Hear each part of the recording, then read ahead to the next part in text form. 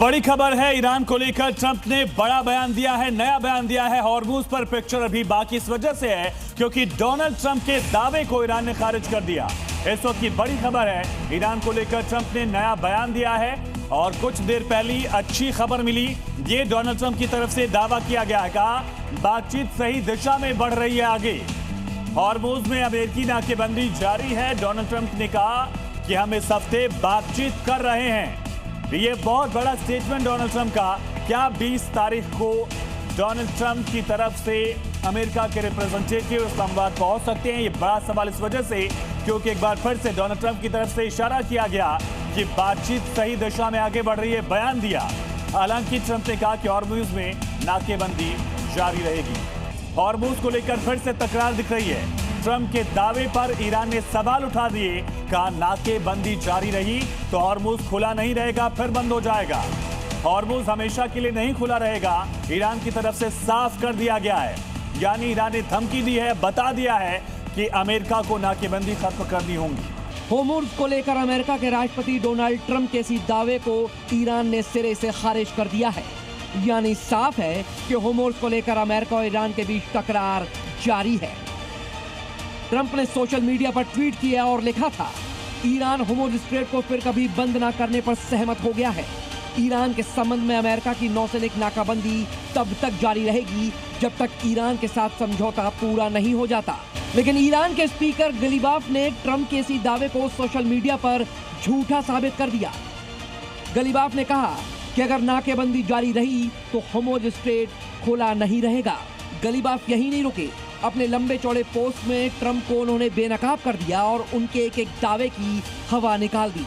गलीबाफ ने ट्रंप पर पलटवार करते हुए ये भी कहा कि अमेरिका के राष्ट्रपति ने 1 घंटे में 7 दावे किए और वो सातों के सातों झूठे थे। वो इन झूठों के सहारे युद्ध में जीत नहीं हासिल कर सके और ना ही उन्हें इससे बातचीत में कोई सफलता मिलेगी। स्ट्रेट ऑफ हॉर्मुज खुला रहेगा या बंद और नियंत्रित करने वाले नियम क्या होंगे, इसका फैसला जमीनी हालात करेंगे, ना कि सोशल मीडिया। सवाल यह है कि ट्रंप को हॉर्मुज स्ट्रेट को लेकर गलत फीडबैक कौन दे रहा है? किस आधार पर ट्रंप दावा कर रहे हैं कि हॉर्मुज स्ट्रेट पर अमेरिकी नाकाबंदी रहेगी और ईरान इसे मान जाएगा? हॉर्मुज को लेकर इस मामले में ईरान 2 कदम आगे बढ़ चुका है। मीडिया रिपोर्ट्स के मुताबिक ईरान ने हॉर्मुज से जहाजों के गुजरने की अनुमति देने के लिए 3 शर्तें रखी हैं। जहाज केवल व्यावसायिक होने चाहिए, सैन्य नहीं।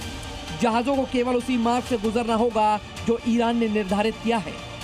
जहाजों के गुजरने की प्रक्रिया IRGC के साथ समन्वय से होनी चाहिए।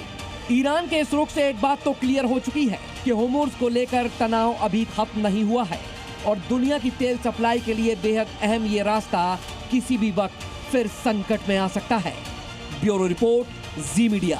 और बड़ी खबर है, ईरान ने यूएस इजराइल पर तंज कसा है। सिएरा लियोन की ईरानी एम्बेसी का पोस्ट अमेरिका इजराइल को बाज और चूहे के तौर पर दिखाया गया।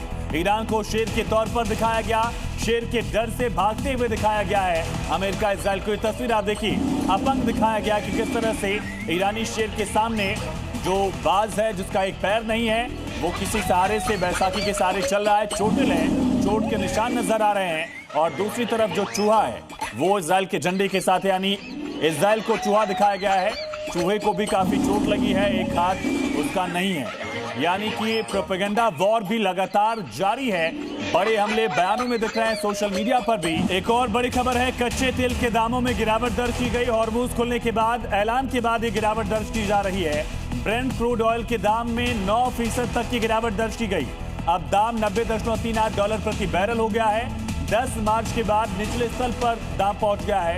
इससे पहले ब्रेंट क्रूड की कीमतें $113 प्रति बैरल तक पहुंच गई थी। लगभग $23 प्रति बैरल की गिरावट दर्ज की जा रही है। दुनिया के तमाम देशों में तेल की कीमतें बढ़ने से महंगाई का खतरा था।